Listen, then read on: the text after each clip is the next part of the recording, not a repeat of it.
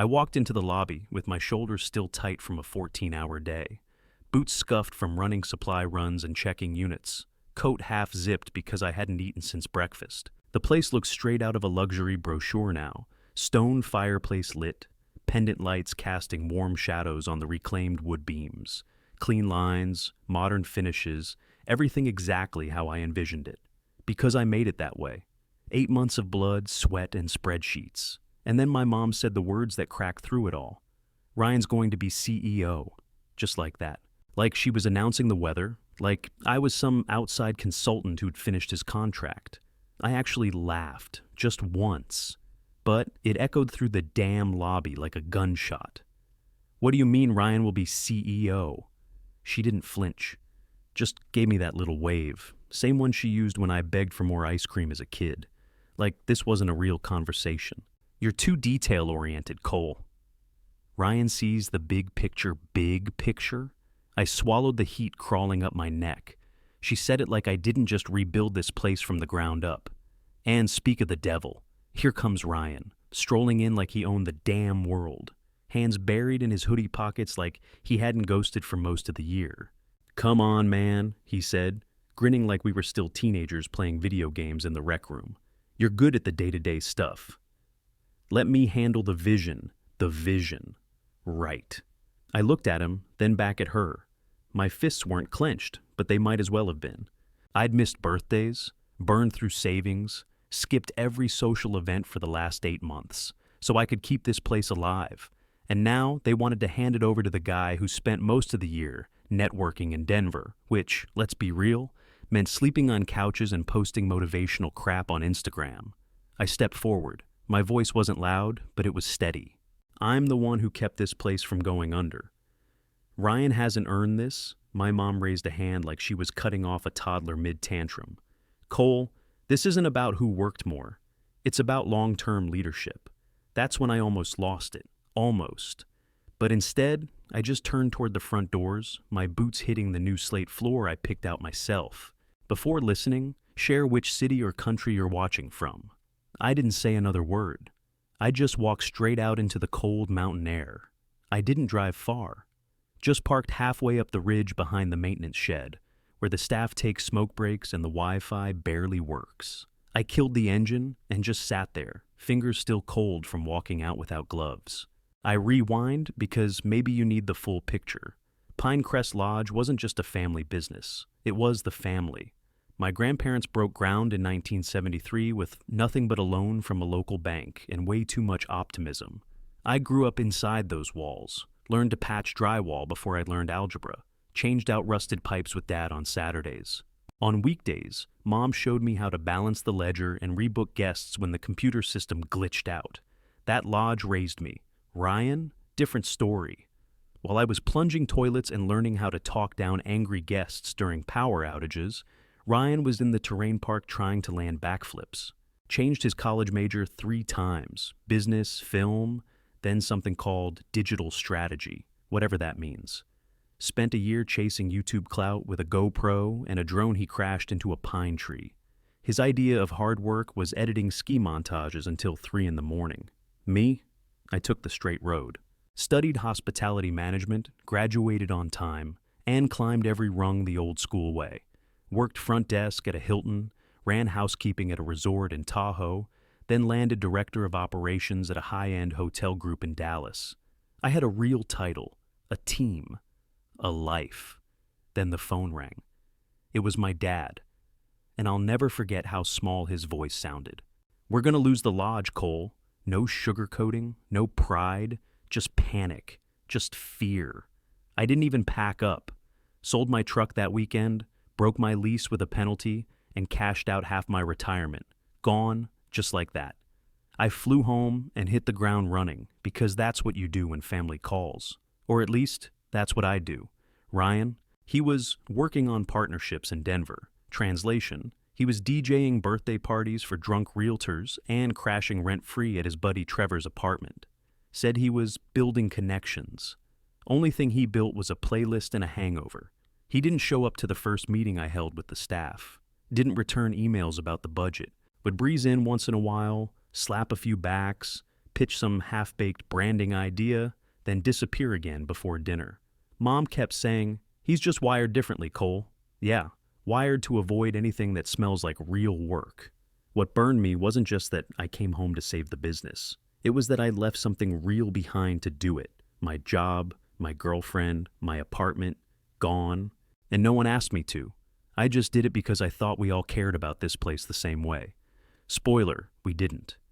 Next morning, I showed up before sunrise, walked through the side door by the laundry room, and just stood there in the dark, staring at the lobby. The carpet was threadbare, the lighting yellow and depressing, and that hideous floral couch, same one from my childhood, looked like it had fleas.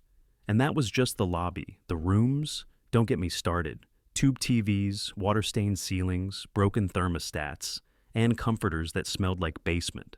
The website was 5 years out of date and still had a fax number listed. No online booking, no mobile optimization, no real system, just sticky notes and an Excel spreadsheet Mom barely touched. The place was a joke, so I started with what I knew.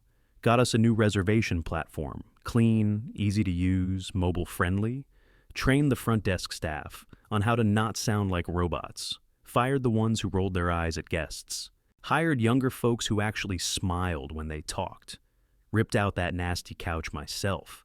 Hauled it to the dumpster in 2 feet of snow. 7 days a week. No paycheck.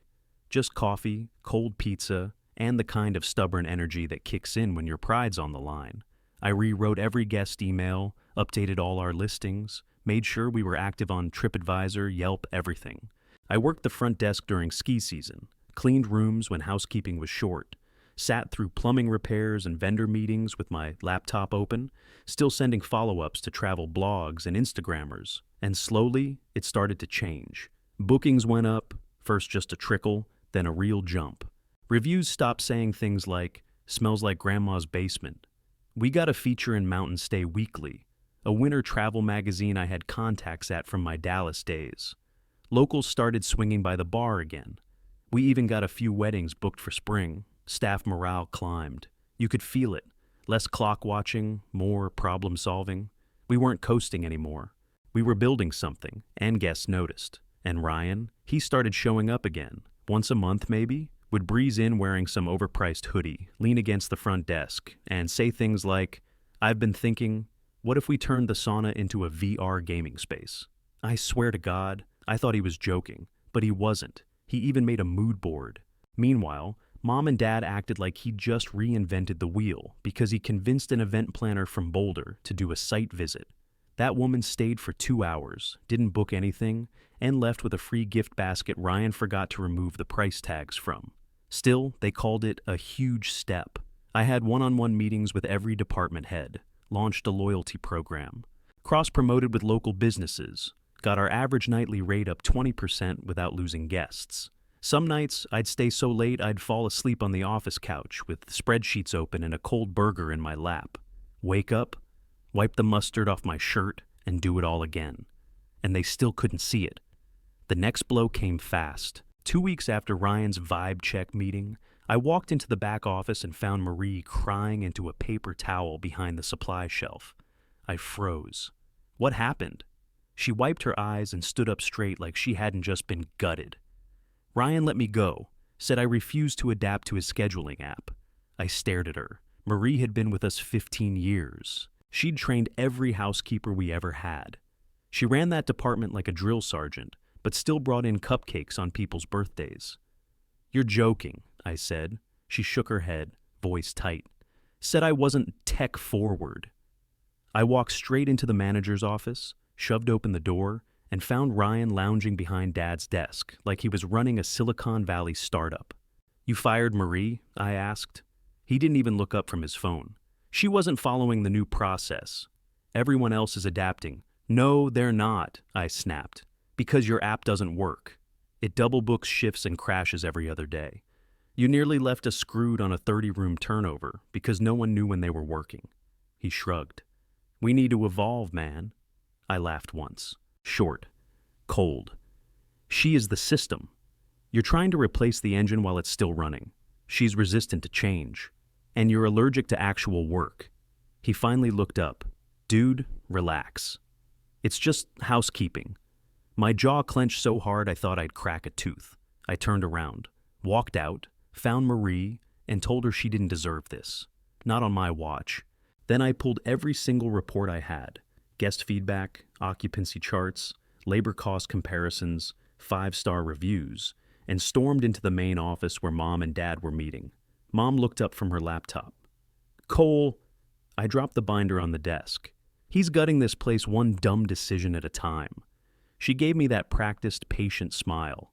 "Cole, Ryan's trying. He needs room to learn to learn." I pointed at the pages. "You want to talk about learning? I've put in every hour, every dollar, every favor I've got. You think I'm babysitting while he plays CEO?" Dad didn't even glance my way, just stared into his damn coffee mug like it held some divine answer. "Say something," I pushed. He muttered, "Let's not turn this into a thing." A thing. I stared at both of them, heart pounding. They weren't just blind, they were choosing not to see. I walked out, got in my truck, and peeled out of the lot so hard gravel kicked up behind me. Halfway down the ridge, I passed Timber Ridge Resort. The old rival, been shuttered since last season. Owner died, family let it rot. But now, a crisp new for sale sign stood out front, just leaning in the breeze like a dare. I pulled over, stared up at the main lodge. Bigger, better views. Closer to the lifts. Spa footprint twice the size of ours. If someone else bought it, Pine Crest would be done. But if I bought it, my hands were already shaking as I grabbed my phone and dialed my banker. "Mike, I'm serious. Line up financing. I'll leverage every contact I've got. No games." That's what I told my banker. 2 weeks later, it was mine. The papers were still warm when I stepped into the Timber Ridge lobby for the first time with keys in hand. Stale air, cracked tiles, and an old moose head mounted crooked above the fireplace. I stood there and grinned. First thing I did, rip that moose off the wall and toss it in the dumpster. I renamed it North Summit. Clean, sharp, forward-facing, no more dusty log cabin nostalgia. We were going modern mountain luxury. I gutted the rooms, rebuilt the spa layout, installed floor-to-ceiling windows in the dining room. While Ryan was slashing breakfast to save cash, I hired the best chef I'd ever worked with. Marcella, from Dallas. Paid her what she was worth and told her she'd have full creative control. That sealed it. Word got out fast. Some people called it betrayal. Said I was sabotaging the family business. Others? They nodded quietly. Handed me resumes. Sarah, our longtime laundry lead at Pine Crest, showed up one evening outside North Summit with a thermos in one hand and her resignation letter in the other. I didn't even ask why. She just said, "I want to work somewhere that isn't being run by a teenager with an ego." I took the letter. "You're hired." A few front desk staff followed, then 2 housekeepers, then the marketing assistant. I never called anyone, never recruited. I just didn't stop them. And Mom, she called me after Sarah left. Voice tight. "No hello. You're breaking this family apart." I didn't flinch. "No, Mom. I'm finally building something of my own." There was silence, then a sharp inhale. "I raised you better than this." "No, you raised me to care about this business. Ryan's the one treating it like a summer job. You think you're the only one who sacrificed? I know I'm the only one who showed up." She hung up. I didn't call back. North Summit became my obsession. I worked 18-hour days, slept 4 hours max, then did it again. But it felt different. This wasn't a rescue mission. It was mine from day one. Every tile, every fixture, every new hire, it had my name stamped on it whether people knew it or not. And it showed. The first round of soft openings, fully booked. Guests walked in, expecting a cheap redo of the old Timber Ridge, and left talking about the food, the views, the staff. People started asking for tours. Influencers messaged us for collaborations. Meanwhile, Ryan was pitching a coffee subscription package to try and claw back lost breakfast revenue. I didn't laugh. I didn't gloat. I just got back to work. Let them talk. Let the town gossip. The difference was, I was building something that could actually last. It unraveled faster than I expected. Pine Crest started bleeding from the inside out. First, the assistant manager quit. Then the bar shut down 3 days a week. Reviews dipped from 4 stars to 3, then tanked even lower. Guests complained about late check-ins, cold food, dirty linens. One review actually said, "This place used to feel like family. Now it feels like a cheap airport hotel. Staff turnover exploded. Even the seasonal hires walked mid-shift. I heard they started slashing rates just to stay half full. Some weekends they barely hit 30% occupancy." Ryan blamed economic headwinds. I called it what it was, amateur hour. Meanwhile, North Summit was on fire, in the best way. High occupancy, repeat guests, local press, travel bloggers posting slow-mo videos of our spa and fire pits. I didn't chase attention, but it found us. Word spread. Our calendar filled out 6 months in advance. Then came grand opening night. We went all out. Past apps, champagne towers, live acoustic music near the fireplace. Real oak logs crackling, guests dressed up. Photographers snapping. Staff in black with name tags that actually spelled their names right. It was everything I wanted Pine Crest to be, and everything it never would be now. That's when I saw them. My parents, standing by the entrance, tight smiles. Dad in the same brown coat he's had for a decade. Mom in heels too high for mountain snow. They didn't say anything at first, just hovered like guests who didn't RSVP. I didn't go to them. I let them take it in. Ryan showed up 20 minutes later, hoodie, sneakers, and that half scowl like he was walking into a funeral instead of a party. He cut through the crowd, straight to the bar where I stood sipping whiskey. "You're trying to destroy us," he said, voice low. I didn't look at him right away. Just let the glass rest against my lip and stared at the flames across the room. "No," I said. "I'm succeeding." "You were just in the way." He blinked like I'd hit him. "You seriously think this is a win? Watching your family fall apart?" "I didn't watch it fall apart," I said. "You tore it down with half-baked ideas and zero follow-through. I just stopped waiting for a miracle." He shook his head, muttered something under his breath, and stormed off. I turned back to the bar. The bartender slid another drink my way without asking. "Good turnout," he said. "Yeah," I replied. "It's the right crowd." A little later, I saw my parents by the fireplace again, still not talking to anyone, just watching. Like they were finally realizing what it looks like when something's built right. They made their choice, and so did I. After the grand opening, the town lit up. Some people called me the traitor son, said I'd turned my back on my family, that I stabbed my brother in the back. Others, the ones who actually worked in hospitality, started calling me the smart one. Quiet compliments, handshakes in parking lots. A few stopped me in the grocery store just to say, "About time someone cleaned this town up." The local tourism board, they dropped me. Sent some official letter saying North Summit presented a conflict of interest with Pine Crest. I didn't argue, just tossed the letter in the trash and reworked my marketing strategy to go direct to guest. Emailed every past visitor. Set up Instagram ads, partnered with influencers passing through. We doubled our projections that month. Then, one Monday morning, Mom and Dad showed up at North Summit, not as guests, not for brunch. They just appeared in the lobby while I was going over invoices with my assistant GM. "Can we talk?" Mom asked. Tight voice, clutching her purse like it was the last thing holding her together. We stepped into my office.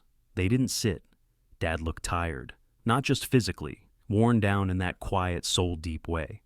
Mom did most of the talking. "Ryan needs help," she said. "He's overwhelmed. The staff doesn't trust him. The books are a mess." I didn't say anything, just crossed my arms and waited. She tried to soften it. "We're not asking you to come back. Just guide him. Help him fix things, quietly." Behind the scenes, I looked at Dad. He didn't meet my eyes. I kept my voice steady. "I offered help a year ago. Cole, you picked him," I said, cutting her off. "You made it clear where I stood. Now, live with it." Dad's face fell. His mouth opened, then shut.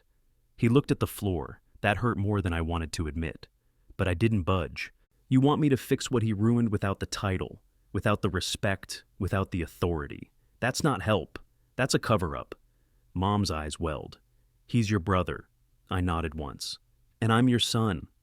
They didn't say another word, just walked out. That night, I slept better than I had in years. I didn't hear from Ryan after that day. No calls, no texts, no half-assed apology pretending to be a joke. And I didn't chase him. The line had been drawn, and this time, it stuck.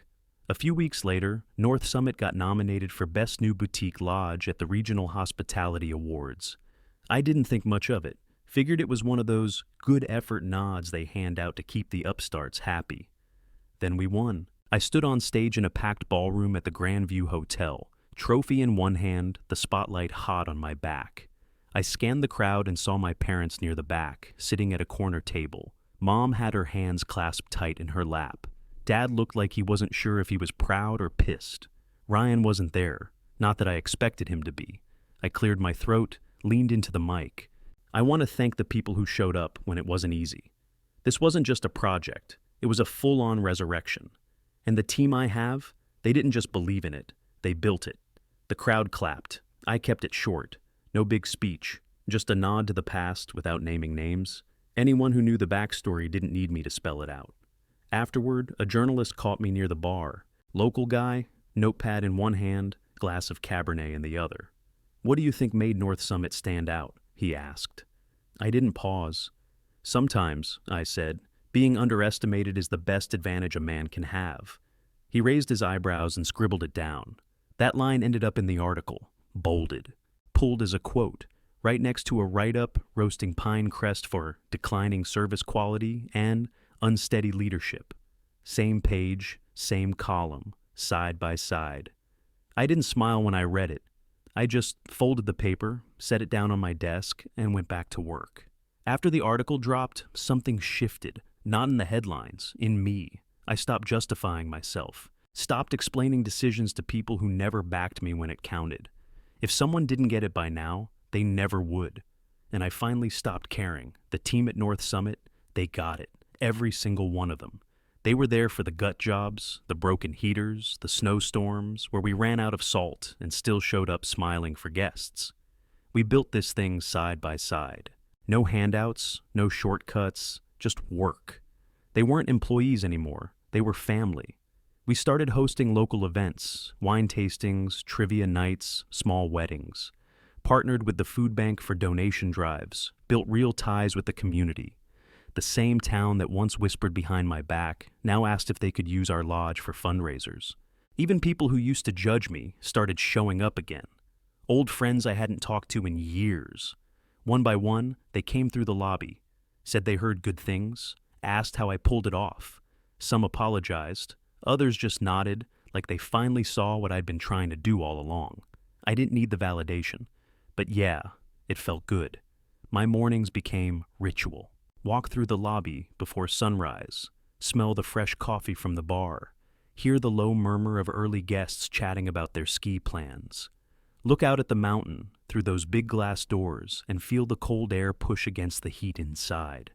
It was exactly what I pictured years ago, only this time, it was mine. The only difference? This one's mine. I didn't inherit it.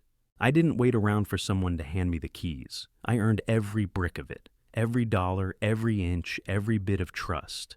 Sometimes my mom would still text, random updates, pictures of Dad with the snowblower, an old recipe she found in a drawer. I'd reply when I felt like it. No drama, no guilt, just boundaries.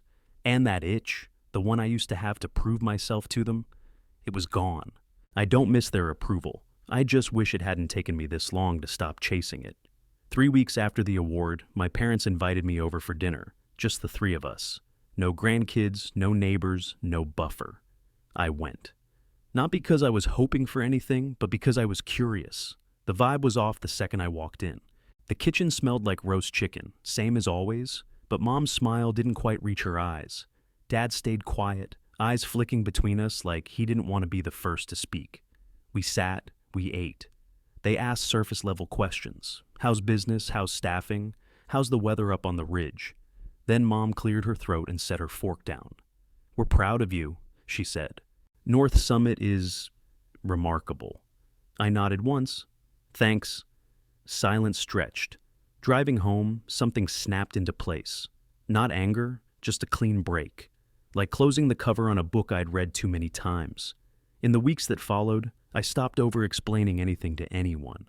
No more defending my choices, no more second-guessing whether I'd done the right thing. I focused on the summit, on the team that showed up every damn day and gave a damn, on the guests who kept coming back because they felt like they'd found something real. Ryan stayed distant. No texts, no run-ins, no tension, just distance. And that was fine. I didn't need closure. I had traction. One morning, I stepped into the lobby just after sunrise. Light poured through the glass. Coffee brewed behind the bar. Guests huddled by the fireplace, laughing softly with skis at their feet.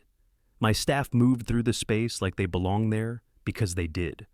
I looked around and felt it hit all at once. I was finally home.